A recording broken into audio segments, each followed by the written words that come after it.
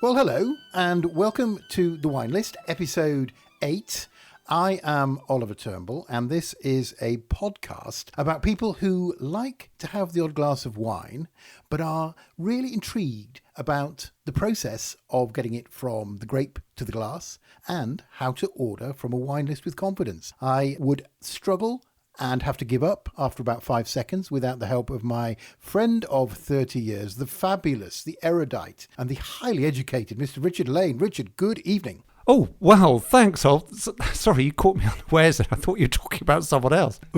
Anyway, hi, Ol. Yes, as you say, episode 8, which means we're drawing towards the end of this series. Let's crack on. So the title of this, invented by your good self, shall I reveal? Oh, go on, Ol. It's such a teaser, this one. I wonder if people will work out what it's about. Yeah, that's right. So you've combined two wine styles, I'll give you that clue, and come up with pink and fizz. That's right. So, I mean, I wasn't feeling terribly creative, sorry, but it just occurred to me, you know, we're doing this sort of gentle sort of romp through introductory-ish kind of levels of wine, really, and getting you more confident with wine and the wine list. We've got to cover pink wine and we've got to cover sparkling wine. And in the final ep, we're going to talk a little bit about fortified wines. So, yeah, just trying to cover the bases, really. And it's rosé and sparkling in this week's ep.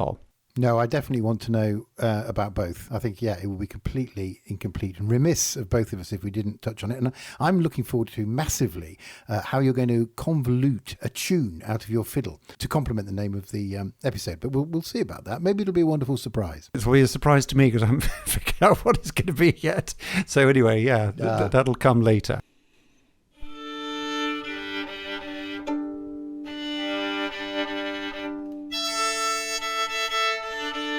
The wines. I've noticed that we've got an extra little rosé that's snuck in there, Rich. Oh, yes, need to explain that. So let's just talk about the wines first of all. So basically we're going to talk about rosé first and then go on and talk about sparkling wine. And people who are looking at the website and were listening to last week's ep, of course, will know that we're tasting a rosé called Tavel from the southern Rhone in the south of France. And that we're also tasting in our sparkling section later on an English sparkling wine called Nyetimber. But I just thought it would be fun just to throw in I suppose if we're doing an experiment, we might call it a control. And that is a supermarket rosé. We've both got a Côte de Provence rosé from the supermarket for just under a tenner. And I thought when we talk about rosé, because style matters and appearances matter when it comes to rosé, which is why I thought it'd be good to have another rosé thrown in. So I hope that hasn't thrown people completely, but I'm sure most people are probably familiar with what a Côte de Provence supermarket rosé is like. So that's the little additional wine.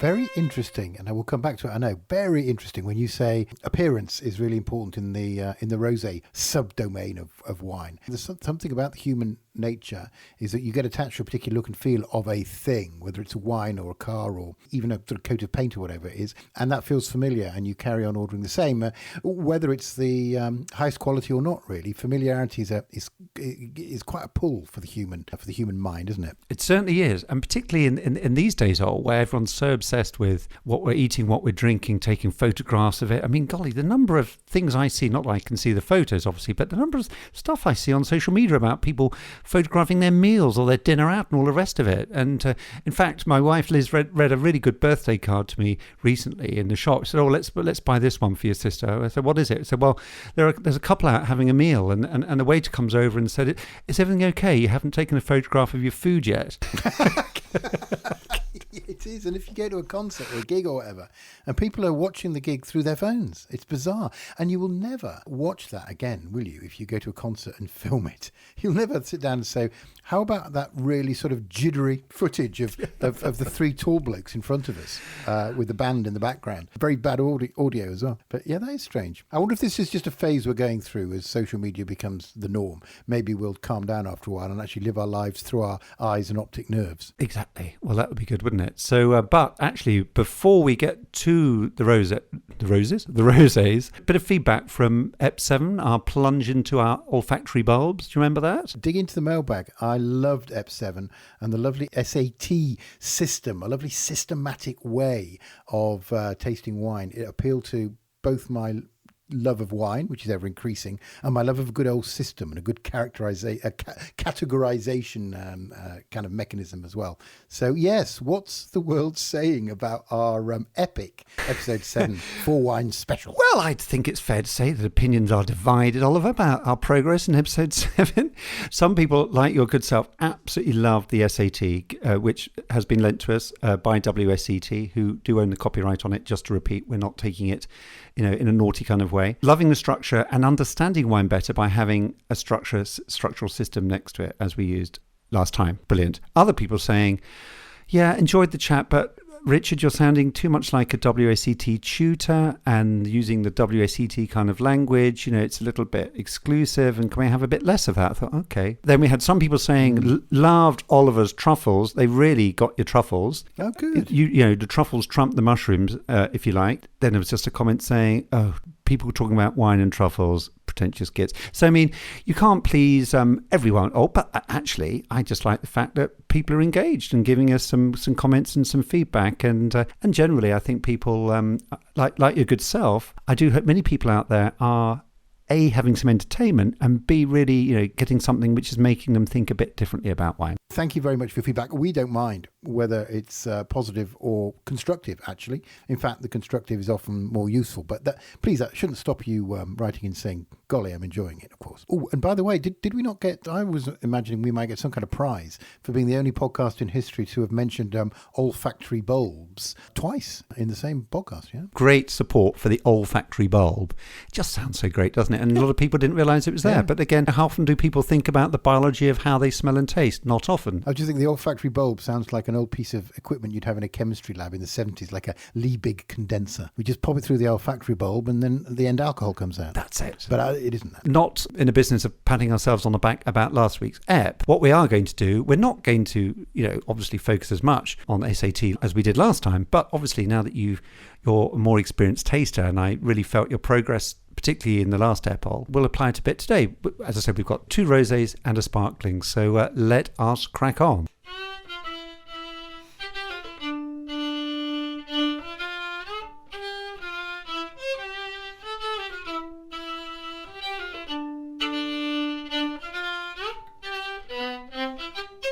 Okay, all. Rosés are poured. If you can have your supermarket Côte de Provence rosé on the left and your Tavel rosé from the Southern Rhone on the right. Tell me about the contrast in appearance between these 2 rosé wines, because, as I said, most people these days are thinking rosé is very, very pale and pink. That's very much the modern style. How do they look? For once, this is incredibly easy for me. Some of those reds that you were asking me to differentiate earlier on in the series, I kind of struggled a bit between, ruby and red. But these 2 are like chalk and cheese, the proverbial. So your Mabby or maybe?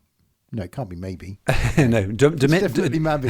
Not definitely maybe. No, it's not a maybe. It's absolute. It's Domaine Mabby is the Tavel from the Southern Rhone. If you imagine the MasterCard symbol, which has been a symbol for decades, so you've got one sort of red circle and one yellow circle intertwined, it's almost as stark as that in the difference in the colours. So one golden pale yellow, very, very pale, the one from the Côte de France, and the Mabby is red. It's almost a red wine, but it's certainly classified as rosé. I mean, I would recognise it as rosé, so anybody would. Yeah, like a pale red wine, halfway between red and the Côte de Provence. But the striking thing for me is the sort of difference in colour. One has a sort of yellowy feel and one a reddy pinky feel. On the eye, easy to spot from about 100 yards off. Interesting. Do you use the word yellow or yellowy almost to describe the Côte de Provence? Yeah, yellowy, orangey, but pale. Do you know what, Rich? A funny thing is happening to me, and it's all about familiarity and what you have in your head connecting rosé, what the neurons in your head say is rosé like. And it is this Côte de Provence. It looks more like a rosé to me, if you see what I mean, which is obviously ridiculous. But it's this familiarity. This must be the kind of rosé I've seen. It's the kind of rosé my wife drinks and loves. Excellent on appearance, Ol. Doesn't sound too difficult, but just give me a very brief thoughts on the nose, and then we'll go on and quickly do the palate, and then we'll come back to them later on. I'm swirling round. Oh, and by the way, I actually tutored someone at dinner into sort of how to swirl a wine around the glass to get more vapours out, to get more on the nose. And she was quite impressed. And I obviously I gave you credit. I'd wish you'd been there, really, Rich. You'd have been rather proud of me, I think. Well, I'm proud of you now, Hol. Fantastic. And again, it's a simple thing. Perhaps people like you previously would have thought, oh, this is a pretentious thing to do, to swirl your wine glass. But honestly, it can make such a difference, particularly if the wines are chilled. And our rosés here have been chilled. Mine have been out of the fridge for half an hour, but they're still evolving a bit because, they're warming up a touch, which they need to. And swirling the glass is all part of that process, releasing aromas. It's not pretentious. We want to enjoy the wine. Often people are spending quite a lot of money on wine, and if you're not drinking it or tasting it or smelling it at the optimum temperature and getting the aromas and flavours, then you're losing out. So I think just no-brainer, really. Yeah, I completely agree. And now I understand what it's all about. It really, really helps. And I don't feel foolish. I just feel it's part of the ritual. And the ritual's nice as well. So I am smelling, fruity. So it's fruity. The Côte de Provence is fruity. I'm getting more confidence now, in not only in smelling something that I recognise and putting a word to it, but actually having the confidence just to say I'm getting melon. And on that, I'm getting melon. It's watermelon, I think it is. A melony smell. And I'm sort of confidently putting it out there. Okay, so the Tavel, different. Why is it different? There's some more organic stuff. I mean, I know alcohol's an organic compound, so there's going to be some organic coming in there. But maybe more minerally. They're both really nice, actually. I like both these smells. I thought I was going to find the supermarket Côte de Provence a bit weaker. They're both really, really nice. Something a bit more minerally in the old Tavel. That would be my analysis, which I'm getting more and more confident in pronouncing. Now, a quick taste, and then I'll come in. Côte de Provence first, of course. There's a very strange aftertaste, which is not unpleasant, and it's not Melanie, whoever she is, and it is okay, but there's not massive complexity in my view. I'm starting to see maybe why this is on the more economy end. It really, really not unpleasant, and you can imagine it's evocative of sitting outside in the garden under an umbrella reading a newspaper with a few nice friends, or a dog playing at your feet, or a nice water feature. Let me try the Tavel. I'm looking forward to this one, actually. Wow. Okay, there's almost a tanniny flavour here, which I did not expect at all. But then again, maybe I should have done, because I know that skins are involved. And it's much more like a red wine than the other, which I suppose, again, isn't surprising. It's tasty. Lots going on. One more go. Yeah, it really feels like halfway between a red and a white, but more on the red side of anything. I was very surprised to taste tannin, and the taste doesn't quite match the smell, which is interesting, but very nice. It feels like there's a lot more going on. It's different. I'd be so disappointed if I don't succeed in the blind test later on, not just because it's episode 8, but because these two are really, really different. Not much time left, Oliver. Pull up your socks. Great. I like the Melanie thing you picked up. Again, hello, Melanie, on the Côte de Provence. I thought it was nice. Soft red fruit as well. I mean, it's not particularly precise red fruit, but a little bit of kind of raspberry, strawberry and melon, I'd say, with the Côte de Provence. Totally agree with you on the Tavel. It smells really spicy. It's kind of brooding and spicy. You can tell it's got carrots. It's got a lot of carrots on the nose. And then on the palate, again, good observations from me. A very, very different wine. I can't even see it, and it just tastes darker. It's got a darkness to it, and it's got a certain spice to it. You're almost heading towards a kind of low tannin red wine variety. A little bit of tannin, not much. I mean, a tiny amount. I mean, really nothing at all. It's almost negligible, but it's a different proposition to the Côte de Provence rosé.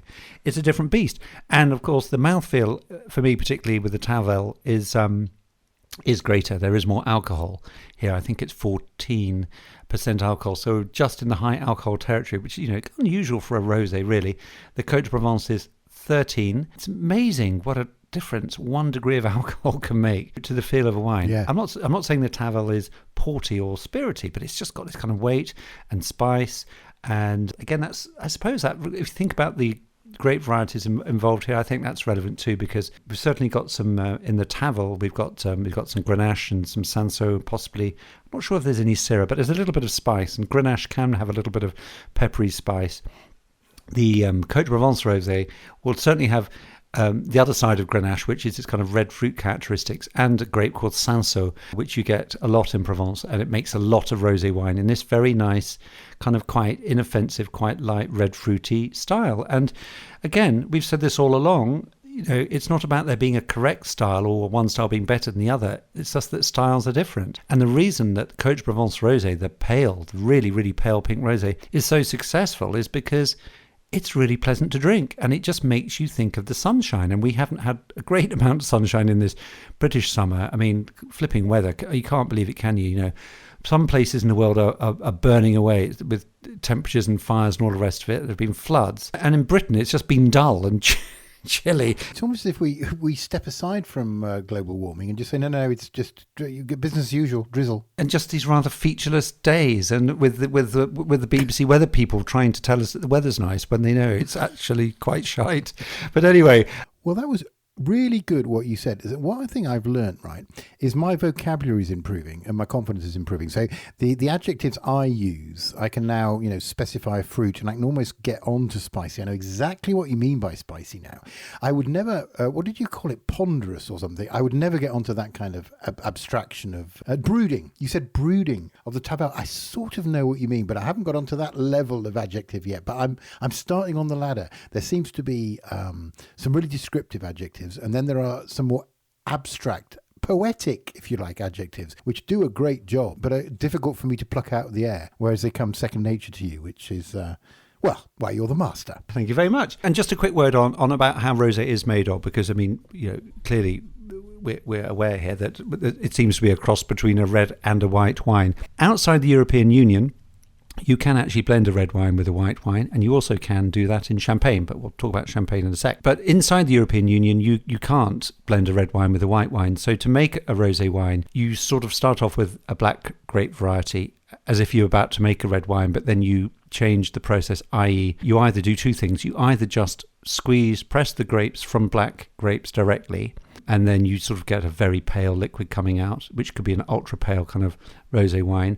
Or you can choose to do something called short maceration. Maceration, if you remember from our winemaking ep, is when you have the juice from the grapes in contact with the skins. And of course, the skins, black grape skins, contain colour, anthocyanins and flavour compounds and all the rest of it. And that's how you make red wine. And if you decide to make a rosé with a period of short maceration, when I say short, I'm talking 12, 24, 36 hours, as opposed to 4 weeks for a red wine in Bordeaux, for example. So we're talking mini kind of red wine making, if you like. But after that period of 24, 36 hours, for example, the skins of those black grapes are then pressed away, and then the wine making is done, the fermentation, just like a white wine, but you've just extracted enough colour for it to be a nice, pretty pink. So it seems I've got this right then. There's three ways. One is simply mixing red and white, which sound absolutely whack. It sounds the kind of answer I'd give and think I was wrong. And then there's sort of just squeeze the black grapes so you get that little hint of what the skins can give you. And then there is sort of going halfway towards making a red wine, but don't take as long, which is why it's called short maceration. Short maceration. Three techniques. Yeah, and it's not even going halfway. It's going a little bit along the way to end up with something that is pink. Exactly, different ways of making a wine. And fuller bodied wines, obviously ones with a bit more colour, maybe a touch of or a hint of tannin going on, clearly suggesting short maceration rather than direct press. So, do you think, therefore, or can you conclude, or do you know? So, the Tavel is probably a short maceration. One assumes. Yeah, I'm sure. Given the description of colour and the fact that Grenache is a major feature of Tavel Rosé, and Grenache is not a deep skin variety, you would need to do quite a bit of maceration with Grenache to get some colour out of it. So I think the Tavel is definitely short maceration. I mean, it's possible that the Côte de Provence Rosé is short maceration too, but maybe just for a shorter period of time. Really, really ultra pale wines, you sometimes get one, they almost call them gris, sometimes they're almost sort of grey, they're barely even pink. They're the ones that are more likely to be direct press. So, there we go. Different ways, different styles. Do you like rosé? Do you think it's overdone, or do you think rosé has its place? That's a great, I feel almost unqualified to make that question, and to answer that question, I think it has a place. It must have a place, and people like them. But I do think there's an element of Emperor's New Clothes. So you were talking recently when we had a chat about, film stars latching onto rosé. So it's going to become a sort of lifestyle choice. But having said that, both those rosés that you've selected, including the supermarket one, are really nice. Really pleasant, and I would definitely be happy to drink them. I think I'd probably still call myself a white wine fan still, despite opening my eyes as you have to red and now rosé. But yeah, of course, there's got to be a place for it. But there is a bit of marketing involved as well, as you've mentioned. And one thing which was interesting that again reminds me about how far I've learned. You said that Tavel, might have this or that grape, including one grape that you mentioned that would give particular colour. And I reached out to pick up the bottle to see, I wonder what grapes are in this. And then I remembered, hang on, it's French. The grapes won't be on it because they don't want to help us. So I put it back. So you saved me a little job there. Great. Glad I did, Ol. Rosé is lovely. I'm just not feeling very excited about rosé this year because I haven't been to France or to Europe and stuck in the UK. We've had a bit of a bum weather summer. And for me, rosé is all about, as you said, Ol, sitting in a deck chair with your old hat on and reading a book and, having a nice, warm, sunny experience. And that's where rosé is at its best. That's why rosé is so amazing in the south of France. Those shimmering hot days, a bit of ratatouille and some lovely food and a glass of rosé. Absolutely fantastic. Just can't quite do it in a cool English summer for me. I hear you. And it's a shame. Let's just say well done, Tavel. Absolutely lovely, complex, interesting rosé. Slightly out of fashion because it's not pale and pretty and pink. And well done, the supermarket Cote de Provence rosé. Better than, I agree with you all, better than I thought it was going to be. Let's leave rosé there. Let's park the rosé. Let's start talking bubbles.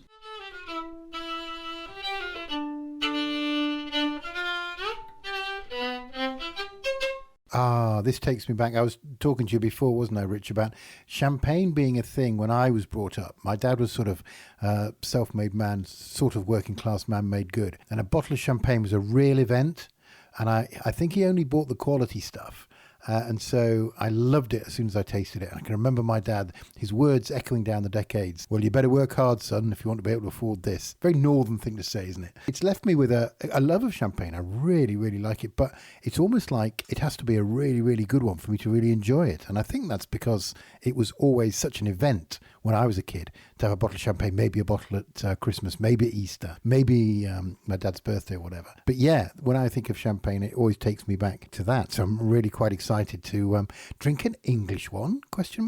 Well, yes, I'm glad you've been banging on about champagne, because we're not tasting champagne. We are tasting an English sparkling wine made by Nyetimber, and we'll talk about that in a sec. Perhaps we should just do our little champagne opening, Ol. Are you ready to do this?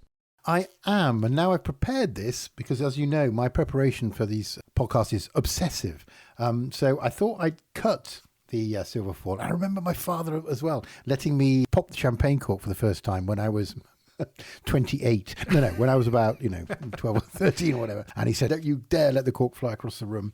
It should open with the noise of a lady's sigh," at which point either my grandmother and my mother would probably sigh at my father. So the wrappings come off, the metal is released, and here I go. And I think I will let it go across my office just for the effect of it. Here we go.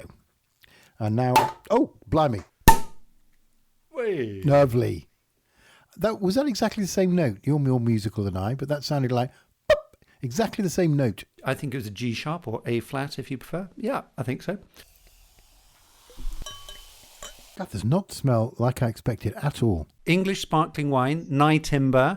We have to say this is a premium English sparkling wine. In my experience, most English wine is premium because it's quite expensive because we don't produce enough of it. So therefore, they have to make a margin on less product, if you like. But anyway, we've got a Nyetimber who have been knocking out English sparkling wine for 2 or 3 decades. They've got a very good reputation. They've won lots of competitions where they've beaten champagne when it comes to blind tastings and all the rest of it. But I just want your first impressions on the wine. Tell me about... I don't think we need to worry about the look of it. It's a pale lemon sparkling wine, I assume. I want to know what you're getting in your olfactory bulb. There is something extraordinary happening in my olfactory bulb right now.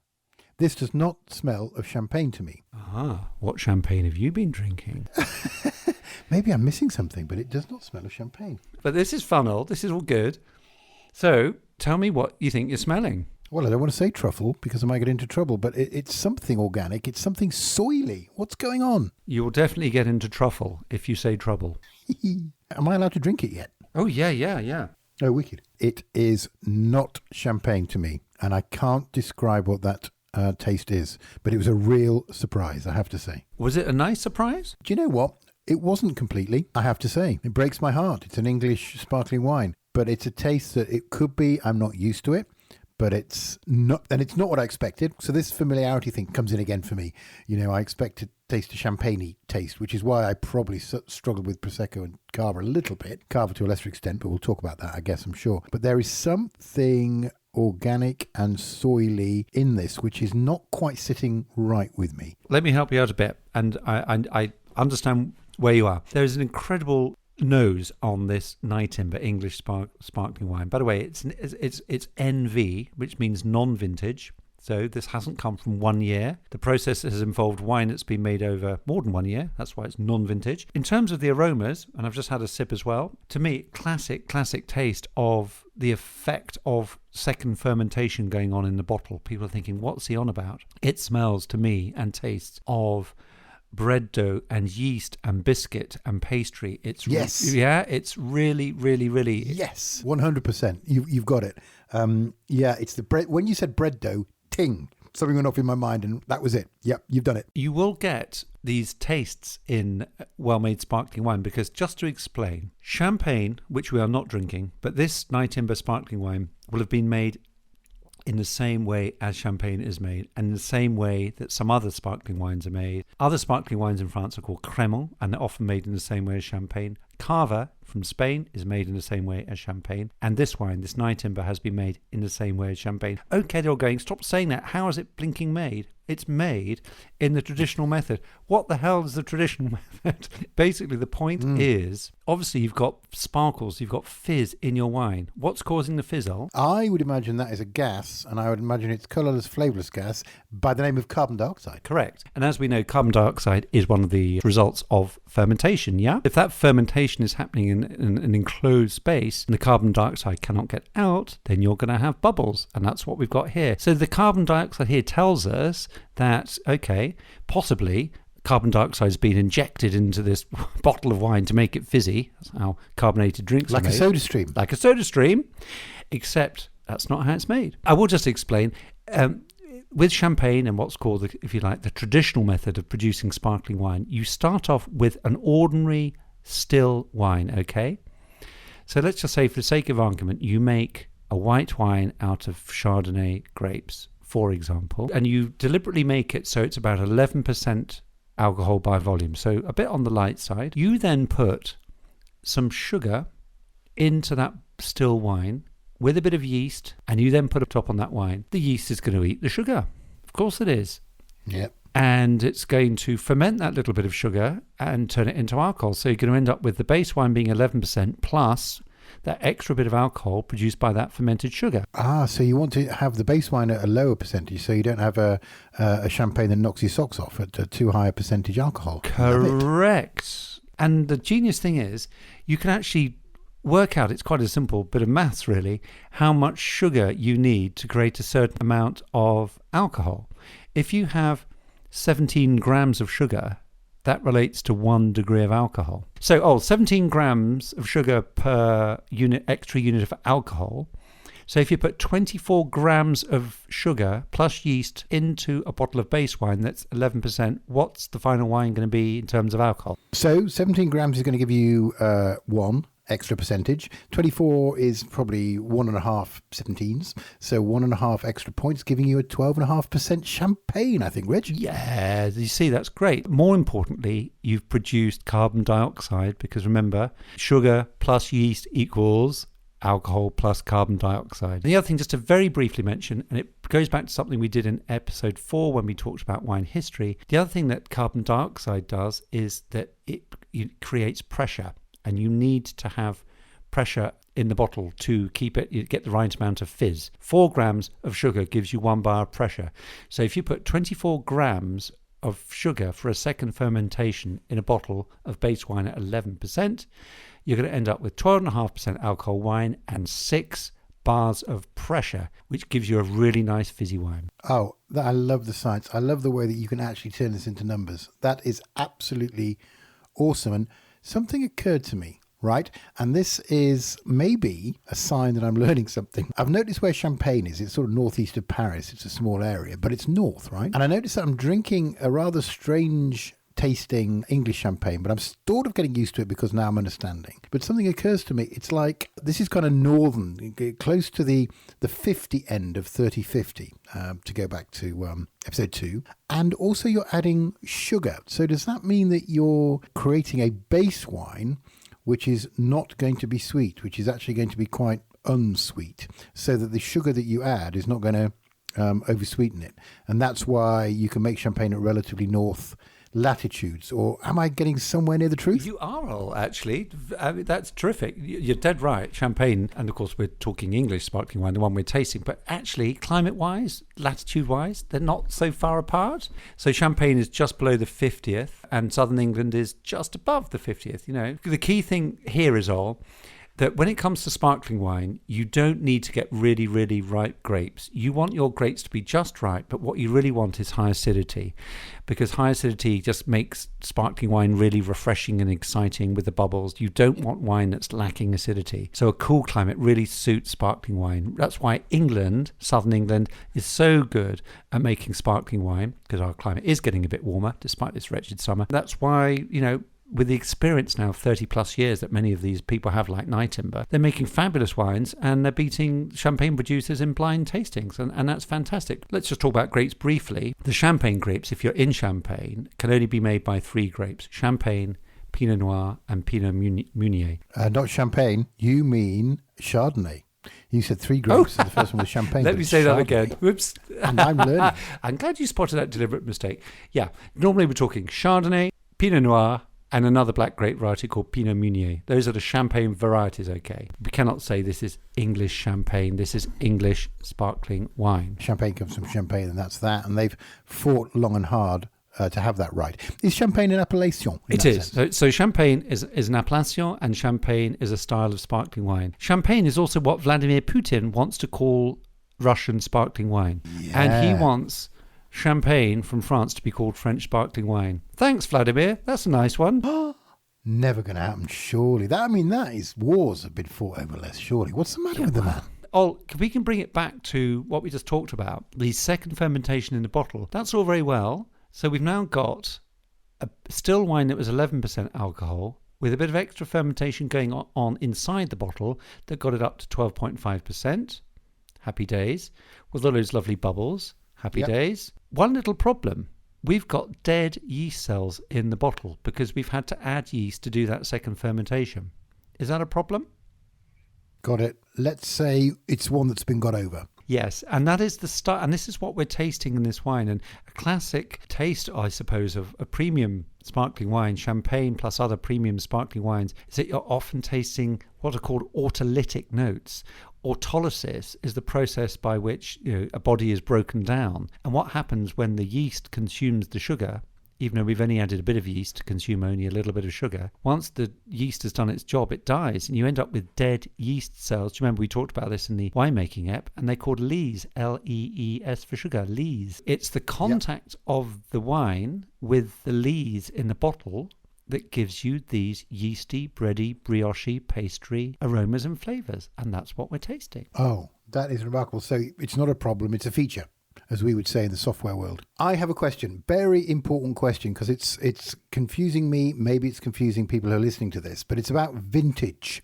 The word vintage, which has a connotation all its own, like vintage, sounds like quality. So we'll talk about NV here. So you see NV on the bottle, and that means non-vintage. And that means that the base wine, in this case, is not necessarily grapes from the same year. They've blended them to take out the rough corners of some years and become sort of more uniform, homogeneous, as it were. There's basically 2 types of champagne, or indeed sparkling wine.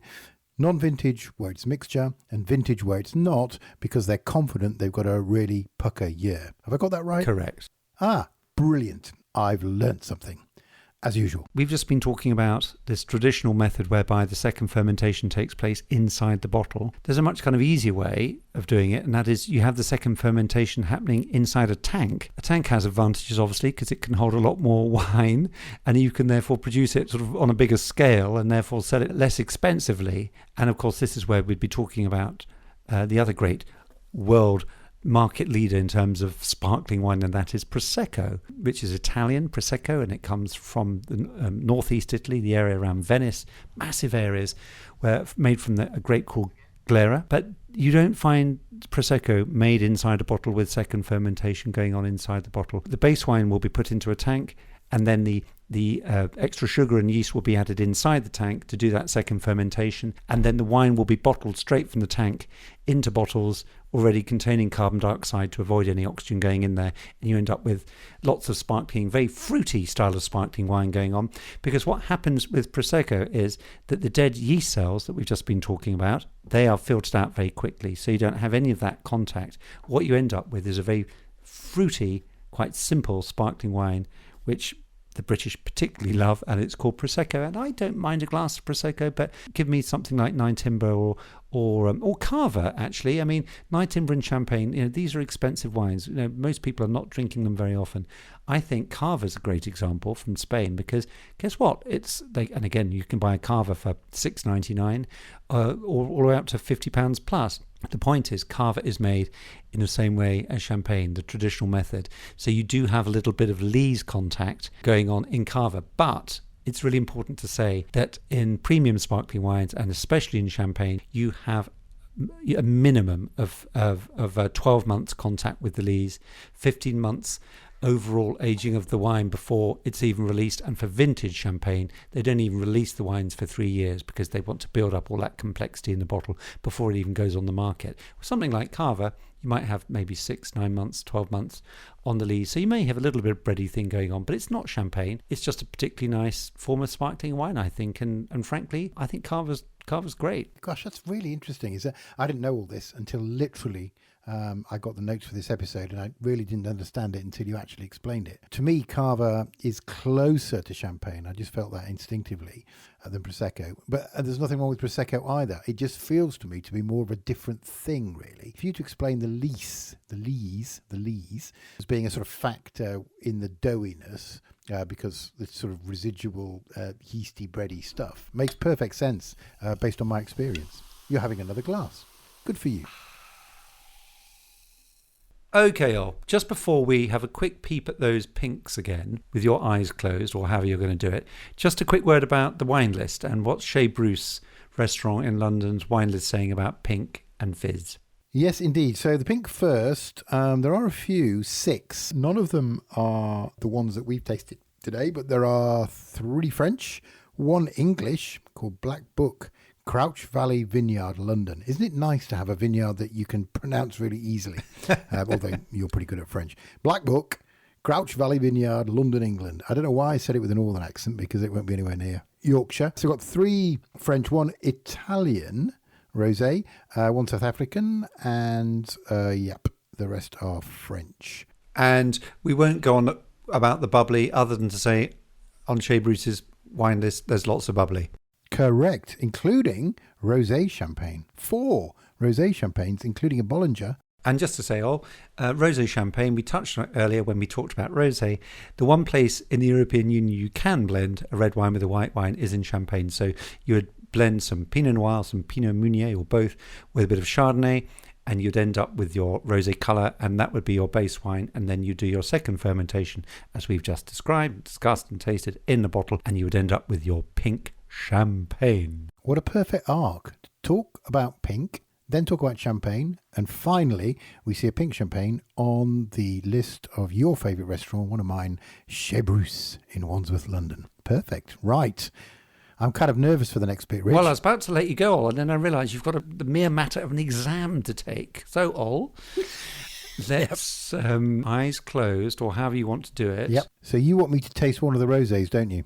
I want you to taste both. I'd like you just to smell and taste them, and then tell me which one is which, and then reveal to yourself which one is which, and you know which ones they are because of the colour.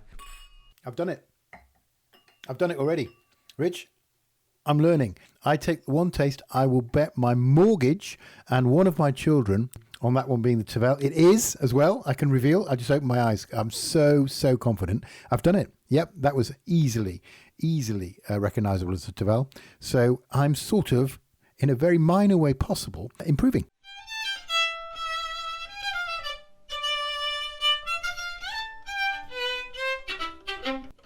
Well, you've got 1 out of 1, which is, I mean, I said you did very well when you got 0 out of 1, so goodness knows what I'm going to say now. It's just, I mean, just universally, intergalactically well done or something. That'll do. Great just to build on obviously a bit of experience from previous eps, and also to have an insight into this slightly different world of pink and fizzy wine. Have you enjoyed it? Does it make sense? I've enjoyed it much more than I thought, and I knew I'd enjoy it a lot, so that says a lot. I loved the rosés, both of them actually, and I think I would probably, if I was going to buy one, I'd probably actually buy the supermarket Côte de Provence, and like I say, sit outside with a book, hopefully with a close family member or friend around me, staying quiet. The the sparkling wine from England. Do you know what I'm going to have to get used to if I was going to enjoy that? I have to say the yeasty, doughy, bready kind of flavour kind of overwhelmed me a little bit. I think I'm used to more subtlety because, like I say, I've probably been a bit spoilt in my upbringing because although we didn't have it very often, when we did, Dad got a decent champagne in. So I love the idea of the double fermentation, and I've learned about short maceration versus direct press versus mixing, the 3 ways of creating a rosé, and beautifully I've heard about the mathematics of using sugar to A, create more alcohol, and B, create pressure, those lovely CO2 bubbles which make champagne such a beautiful celebratory wine. So thank you very much for guiding me through. I'm absolutely chuffed that I got my taste test right, and I did it immediately. There's absolutely no doubt in my mind. So I'm very, very pleased with myself, and thank you, Richard. My pleasure. Oh, I think on that note, we better go off and have I was about to say, go and have a beer. Go and have a glass of sparkling wine to celebrate your exam success. Well done, all. 100%. Step up from 0% previously. And let's see you next time. Take it away, Ol. I suppose we better say what the wines are next time because we're talking about food. We are talking about food. We are going to be tasting, wine-wise, we're going to be tasting Gewürztraminer from Alsace in France. And we're also going to be tasting the Wine Society's Langhe Nebbiolo, which is a really exciting, highly acidic, highly tannic variety from Piemonte in northwest Italy. These are 2 really extraordinarily interesting grape varieties, one white, one red. We're going to be looking at them through the lens of food, and we may be getting a bit of help from our friends. Yeah, let's just say Ep 9 is going to be interesting, Ol. Thank you so much, Pink and Fizz, and I'll see you next time. You bet. Pink and Fizz is out. Looking forward very much to the Food Glorious Food episode. I wish you the very best and thank you for yet more bits of my education. We will see you next time on The Wine List. Please comment on Facebook and on Twitter and on our website. Generally speaking, our handle is @WineListPod. One word. I thank you and see you next week, Rich.